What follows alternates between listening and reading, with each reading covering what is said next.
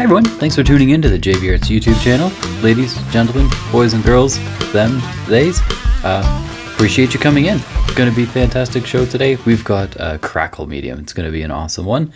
And kept it fairly simple so you get a good idea of what's going on here. We pretty well start with an underpainting. So in this case here, I don't want my final color to be the same color as what I'm painting here.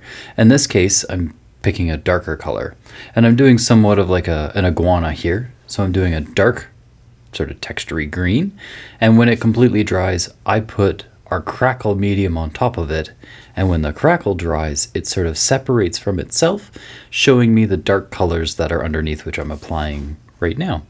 So if I picked the exact same color that I do my crackle in, well then it's just going to be, you won't see the crackles very well. It has to be somewhat of a contrasty color. I could have picked something completely different like orange and it would show through on my top greens, but I decided to do sort of two-toned greenish kind of colors. I could have applied the Crackle Medium directly onto the white, but when it cracked it would be white underneath, and I didn't quite want that for my iguana color.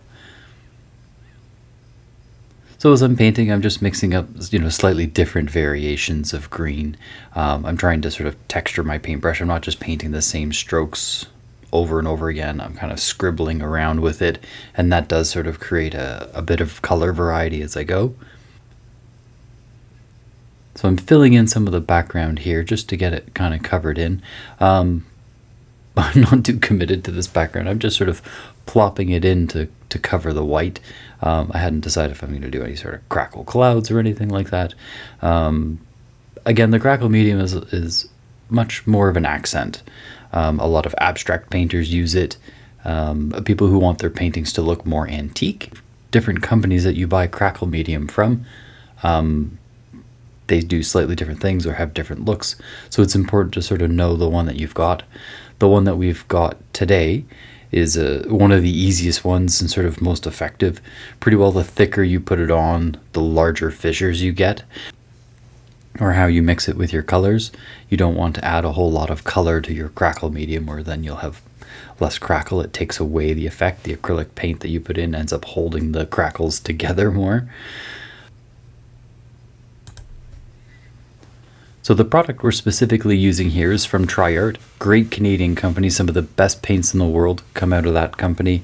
Again, Canadian, out of Kingston, Ontario. We get most of our paint here used in the store with students and stuff like that, almost exclusively through Tri-Art. Absolutely love them. Been dealing with them for 10 years. It's been fantastic. So yeah, we're using their Crackle Ground. They have two different Crackle Mediums. One is more like I'd say like a honey consistency, and you paint it on, you let it dry for 12 hours, and then when you paint on top of it, the surface sort of cracks and becomes more antique. This one here, it sort of it's an additive to the paint, which creates sort of a crackle, and the thicker you apply it on, the larger fissures you get. So it's nice that you can play around with your thickness a little bit to create more unique effects. You'll see in a little bit that I put it sort of thin going across the nose and then put it thicker as it got into the body, so the fissures became much larger. I'm still just in the painting that you're watching here. I'm just sort of covering in my background, sort of see what I've got. By no means is this sort of the finished product. I'm kind of changing my brush strokes as I go, depending on if I want it to be sky, where it's a little bit more soft blended, sort of from a light at the water to a darker blue at the top. I'm leaving white spaces with sort of like a turquoisey water kind of color. That will be more sort of my crashing waves. You can see how my pattern as the water goes into the shoreline is a little bit more erratic. It's not sort of exact perfect lines. They're a little bit more staged, if you will. And that way it shows the water sort of pooling in some places and not others. Gives me a little bit more movement as the water's sort of trying to flow in and out. So now I'm putting in some paint in some white, just to sort of highlight some areas in the water, painting the eye in. A good piece of advice is to sort of never leave your canvas just sort of showing. If you want something white, at least paint it white. That makes it look a lot more finished. I'm also putting in sort of a second sort of yellowy kind of color over top, just to make it look a little bit more filled in. You can build up on your layers and textures as you want. I decided to put in some rocks in the sand, totally just to sort of break up the painting a little bit. So I've chose a different angle here so you can see how thick I'm applying the paint. We want to apply, again, as I was saying, our Crackle Medium in a varied thickness. If you want your crackle to be consistent, then by all means put it on sort of as thick and equal across the page as you want. I find the biggest trouble that people have when they're first starting their crackle is they really don't put enough of it on. It's okay to put on like a couple millimeters thick of this paint. So you notice when my brush strokes are going on, I'm not even touching the canvas really. I'm just sort of letting the paint drop down. You can see big, thick brush strokes as I'm really applying the paint on thickly. And I even do a second coat later on. Now here I want to show more gaps in the top part of the face. I want them to be a little bit more spotty. So I'm going to sort of blob on sort of a spot pattern all the way through. Now overall I think I did it a little bit more, I don't know, organized than I should have. I should have done like bigger dots and smaller dots and that sort of thing. I could have used the back of my paintbrush as well. That would have given me sort of more clean finished dots, but I wanted my dots to be a little bit more irregular. So hopefully at this angle you can see how I've laid the brush down. It's not sitting sort of straight up 90-degree angle. It's almost laid flat, and that drops a lot more paint. Even my dabs are just sort of dabbing the corner and sort of blobbing off some. And when the painting is finished, you'll see that a lot of my dotted areas, because it was that thick, ended up being some of my best crackles. Now here I'm going on with a second coat, an even thicker layer. I just sort of let the other one tack up. Overall, I think the painting took me about an hour and a half collectively from start to finish, excluding wait times of drying. It was done over the course of sort of 3 days.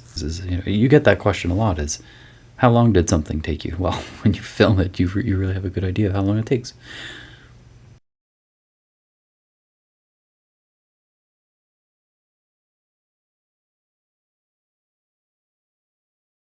Now here the painting finished crackling. This is the next day. You can see where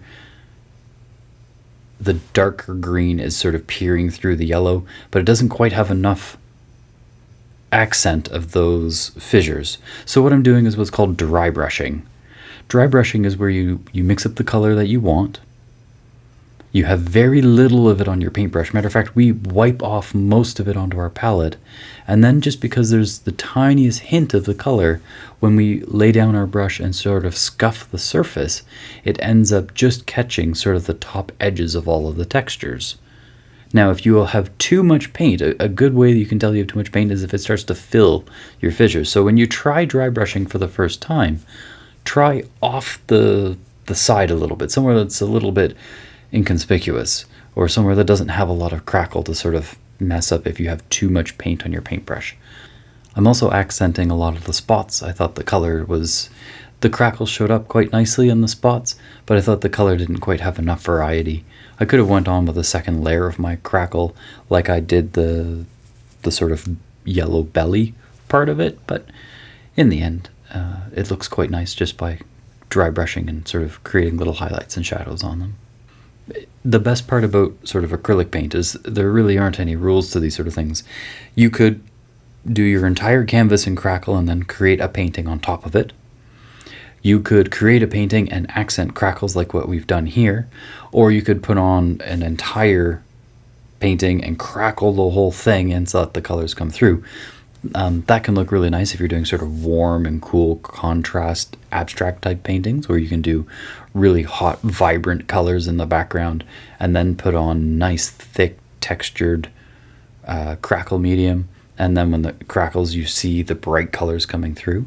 You just want to make sure that it's 100% dry before you put your crackle on, or vice versa. If you put down your crackle first, then put paints on top of it. You want to make sure everything is dry. I found if you put on your underpainting and it may be still tacky, you haven't given it sort of 12 hours to dry or so, you try and put on the Crackle Medium and it'll crack and show the white through and not actually show your underpainting. So really making sure that you give your underpainting time to dry can make a huge difference. Overall, I'm just going through and accenting a few more things. I end up repainting a lot of the sand color, and I decide that my rocks need a little bit more, so I end up mixing in Crackle Medium with that. Anything reptile works really good. Sand, desert, things that you can sort of naturally associate with sort of crackling. There's oh,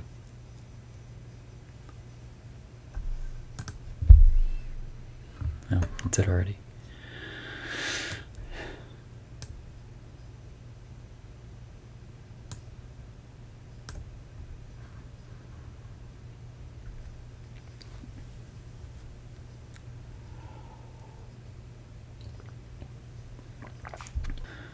I've seen people do sort of bowls of fruit, and then when it crackles, they paint on top of it. Sometimes you can use watercolor.